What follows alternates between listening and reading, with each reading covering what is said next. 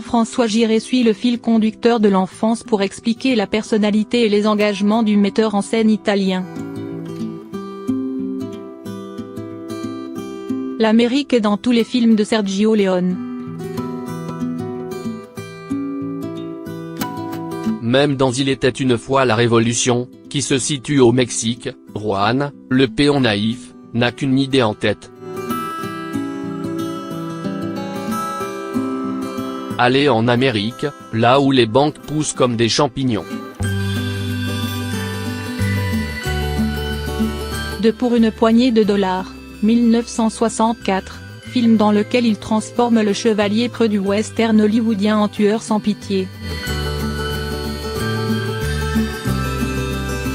Il était une fois en Amérique, 1984, monument testamentaire de plus de 4 heures sur la chute et la décadence d'un gangster new-yorkais, le cinéaste italien n'aura cessé de fantasmer une Amérique mythologique. Cinématographique et universel. Jean-François Giré, spécialiste des western spaghetti, a donc eu la bonne idée de titrer son documentaire « Sergio Leone, une Amérique de légende ».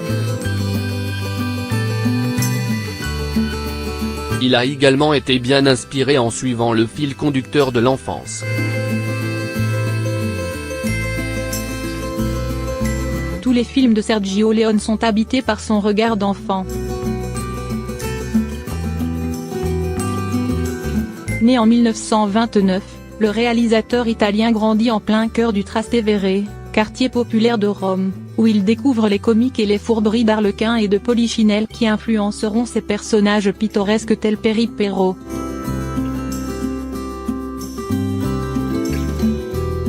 Le croque-mort Pour une poignée de dollars.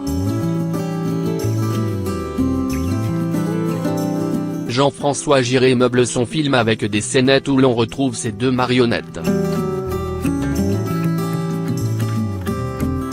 Un artifice un peu lourd, mais pas très dérangeant, qui permet d'introduire les grands thèmes du cinéma de Sergio Leone. Fêlure originelle.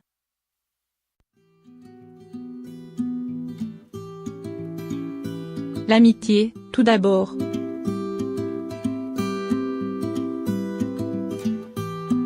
Le cinéaste italien, qui parlait parfaitement français, explique que lui, fils unique, la recherchait. D'où une part de regret.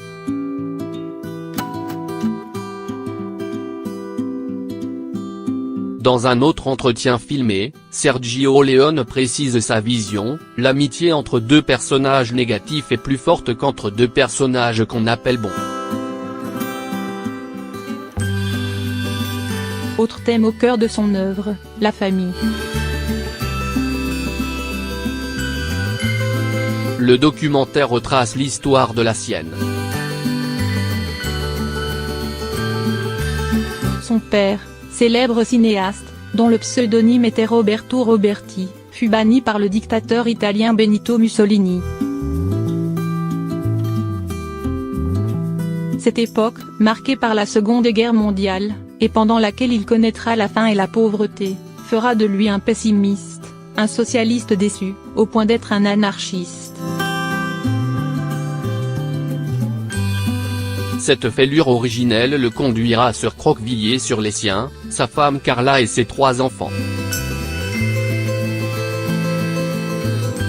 D'où une vision désabusée du monde et une dénonciation des totalitarismes, les exécutions qu'il met en scène dans Il était une fois la Révolution symbolisent l'oppression fasciste qu'il voyait comme sa bête noire.